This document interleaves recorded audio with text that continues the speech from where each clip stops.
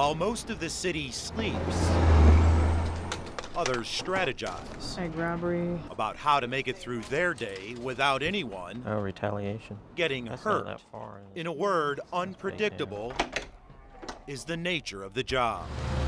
Seeking out the wanted persons and arresting them.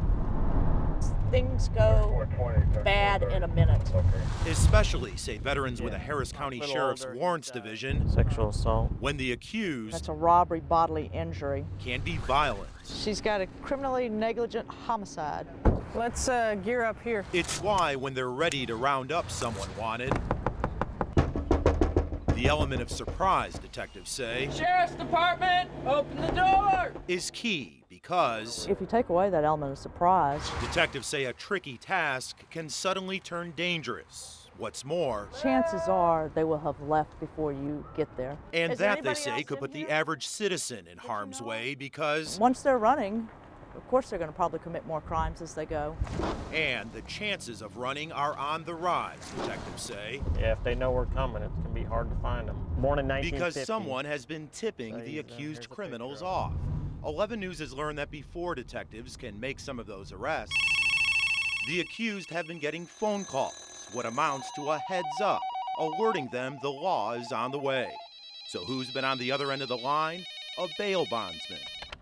Searching the county's computer system for business, people about to be arrested, people they want as customers. Well, it's wrong because it puts other people at risk. Victims advocate Marinelle Timmons points to the crime of domestic violence. If they're alerted and they're still in the home with their victim, it certainly would put the victim at risk. And warrant officers say the telemarketing takes place even with the most serious of crimes.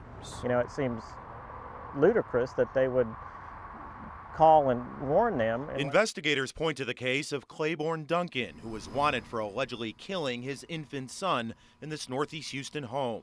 They say he fled for 4 days after a bondsman gave him a call on the phone. Or the case of Nancy Richard, who investigators say also took off after a bondsman called.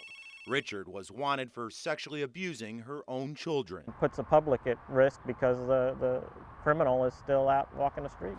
Turns out there are 2 laws on the books, one county and one state, prohibiting the practice, and we've learned most bail bondsmen do obey them, except for a select few, which not only have chosen to ignore the laws, but challenge them.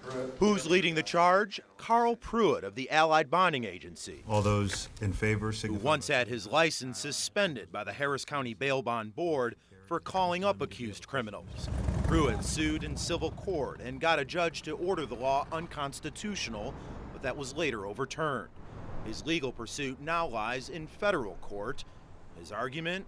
Free speech. Because we strictly believe in the First Amendment, and we believe we have a right to do so. Pruitt and his attorney claim the information they're using is available to anyone in the public, and even defendants could check it out for themselves.